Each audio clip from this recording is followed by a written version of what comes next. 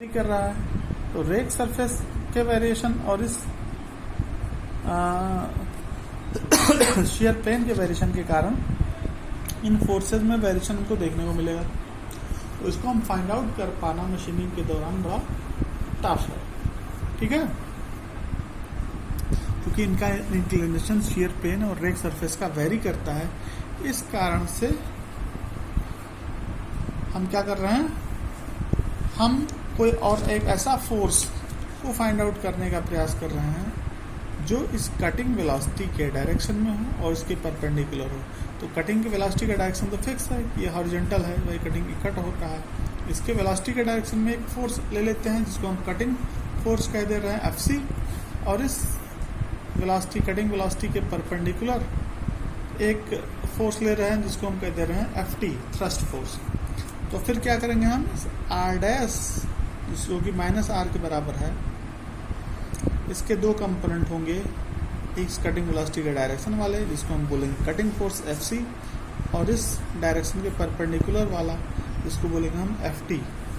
इसको बोलेंगे FT मतलब थ्रस्ट फोर्स। इसको मिटा देते हैं, ठीक है।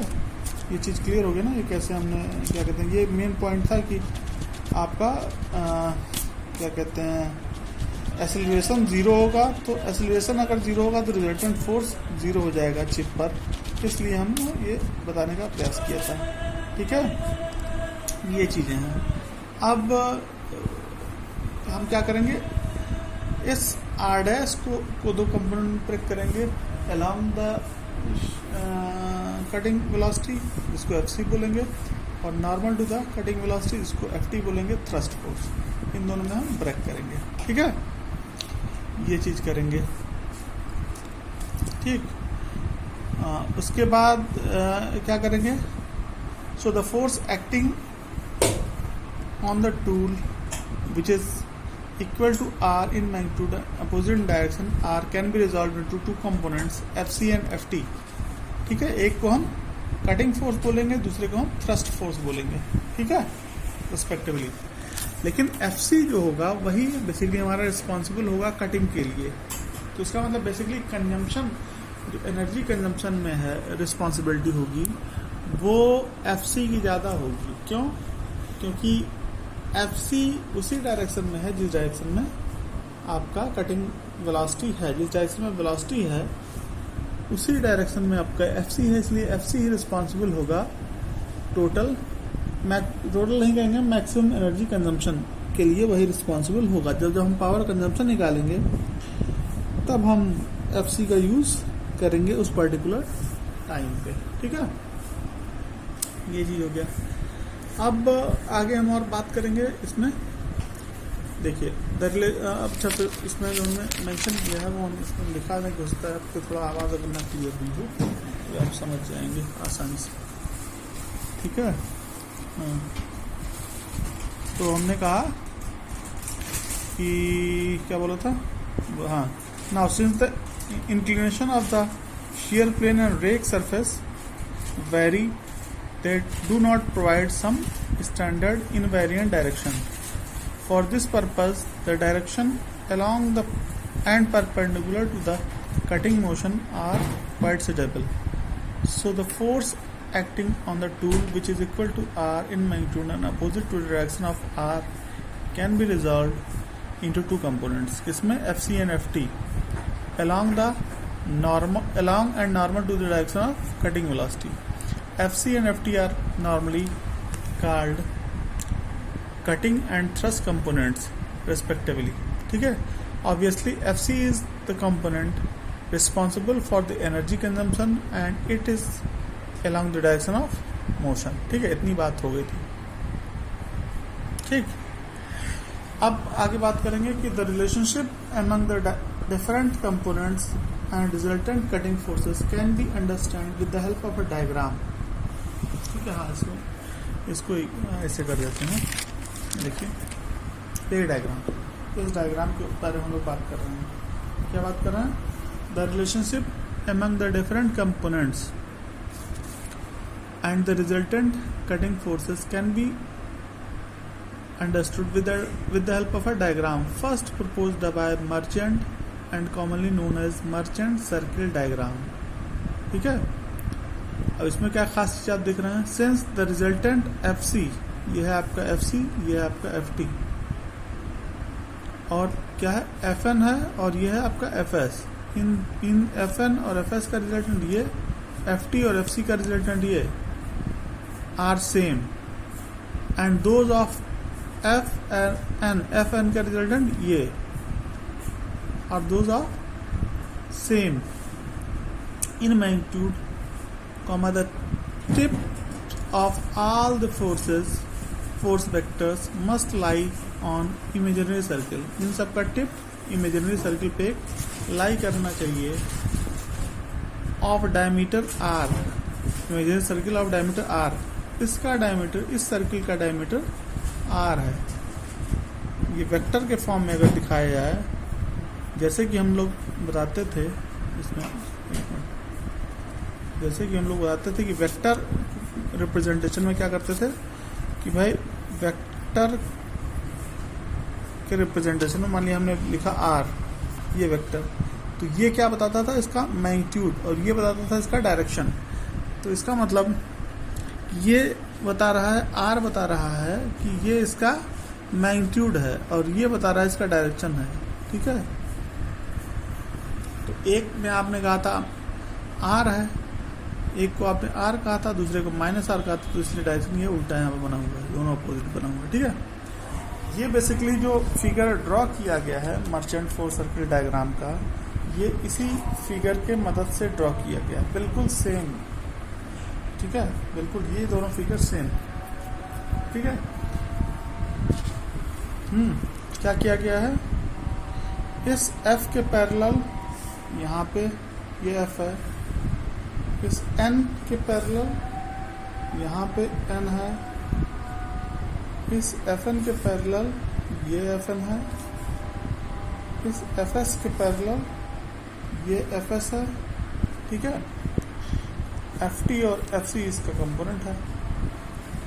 और क्या देखा गया, और देखा गया Fn और Fs का रिजल्टेंट R है, Ft और Fc का रिजल्टेंट R है, F और N का रिजल्टेंट R है, इन सब का रिजल्टेंट R है। ये बात अलग है, Ft, Fc और Fn और Fs का रिजल्टेंट मैग्नीट्यूड और डायरेक्शन में भी सेम है, और जबकि F और N का जो रिजल्टेंट वो मैग्नीट्यूड तो सेम है लेकिन डायरेक्शन अपोजिट है। ठीक है, ये बात हुई।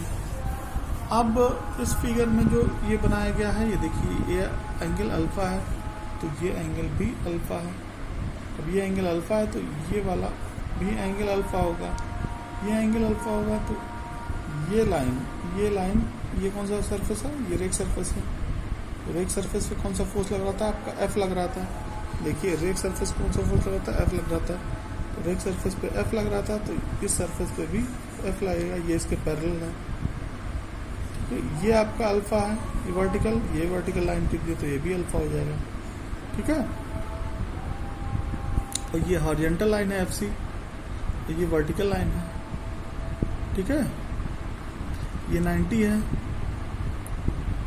ये एंगल लैम्डा है। ये लैम्डा कैसे है, एन और आर के बीच का एंगल है, यहाँ पे एन और आर के बीच का एंगल लैम्डा है, तो ये एन और आर के बीच का एंगल लैम्डा है। ये 90 है, तो ये 90 माइनस लैम्डा हो गया।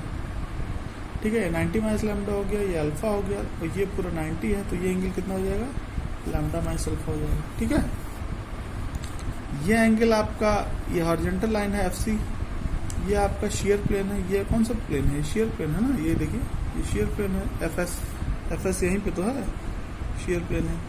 तो ये शेयर प्लेन, ये मशीन सरफेस के एक्सटेंशन से ये कितना एंगल है, ये आपका फाई है, ये फाई है, ये 90 है, तो ये कितना हो जाएगा 90 माइनस फाई, ये 90 माइनस फाई, तो ये भी 90 माइनस फाई। ये वर्टिकल लाइन है, ये हॉरिजॉन्टल लाइन 90, तो ये भी 5 हो जाएगा।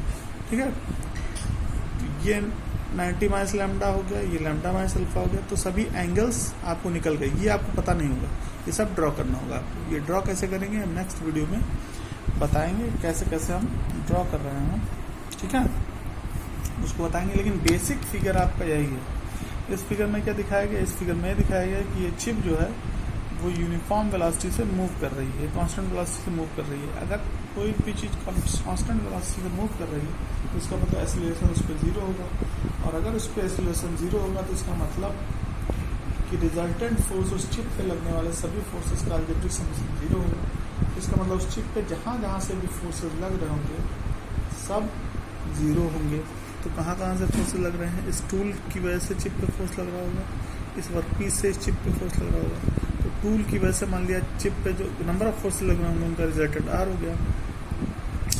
इस वर्कपीस के कारण नंबर ऑफ फोर्सेस लग रहे होंगे उनका रिजल्टेंट R' हो गया। R' और R दोनों कैंसिल आउट हो जाने चाहिए अगर ये इक्विलिब्रियम कंडीशन में हम बात करते हैं। तो इसका मतलब R और R' दोनों सेम होगा, दोनों की वैल्यू सेम होगी, दोनों अपोजिट होगा, दोनों का लाइन ऑफ रिएक्शन सेम होगा, ठीक है, तभी हम ऐसा कह पाएंगे। ठीक है, तो ये हम फिगर कैसे ड्रॉ करते हैं इसके बारे में हम नेक्स्ट वीडियो में डिस्कस करेंगे।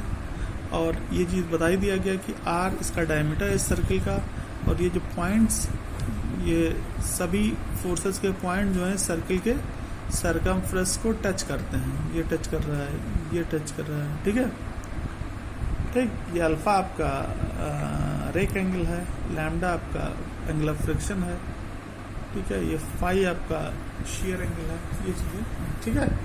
तो बाकी नेक्स्ट वीडियो में हम लोग बात करेंगे कि ये कैसे इस मर्चेंट सर्किल को ड्रॉ कर रहे हैं। ये तो हम डायरेक्टली ड्रॉ कर दिए हैं तब हम बनाए हैं, लेकिन अब ड्रॉ करना भी बताएंगे कि कैसे इसको बेसिकली ड्रॉ किया जा रहा है। ये फिगर बेसिकली, ये वाला फिगर बिल्कुल सेम ये फिगर यहाँ पे बनाया गया है। ये बात अलग है कि इसके कॉम्प्लिकेशन ना हो, इस फिगर में थोड़ा सा देखने में क्लियर हो, इसके लिए अलग से यहाँ पे बनाया गया है। ये फिगर, ये देखिए बेसिक स्ट्रक्चर इसका, ये आपका वर्कपीस है, ये आपका वर्कपीस है, ये आपका टूल है, ये चिप है, ये आपका शेयर प्लेन है, ठीक है, मशीन सरफेस है, बिल्कुल वही सेम है, ठीक है। तो नेक्स्ट टाइम पे हम लोग बात करेंगे बाकी इसके बारे में आगे, ठीक है, कि ये कैसे ड्रॉ किया जा रहा है ये मर्चेंट फोर्स सर्किल डायग्राम। लेकिन आप ये जाने रहिए कि इस फोर्स सर्किल डायग्राम को ड्रॉ करने के पीछे जो हमारा बेसिक फिगर है वो यही है कि मतलब मशीनिंग हो रहा है और इसमें चिप को हम मानेंगे कि भाई यूनिफॉर्म वेलोसिटी से मूव कर रहा है। अगर यूनिफॉर्म वेलोसिटी से मूव कर रहा है इसका मतलब उस पर लगने वाले सभी फोर्सेस का अलजेब्रिक समेशन 0 होना चाहिए, ठीक है। नेक्स्ट टाइम पर हम बात करेंगे कि ये मर्चेंट सर्किल कैसे हम ड्रॉ किए हैं, ठीक है। Okay, thank you.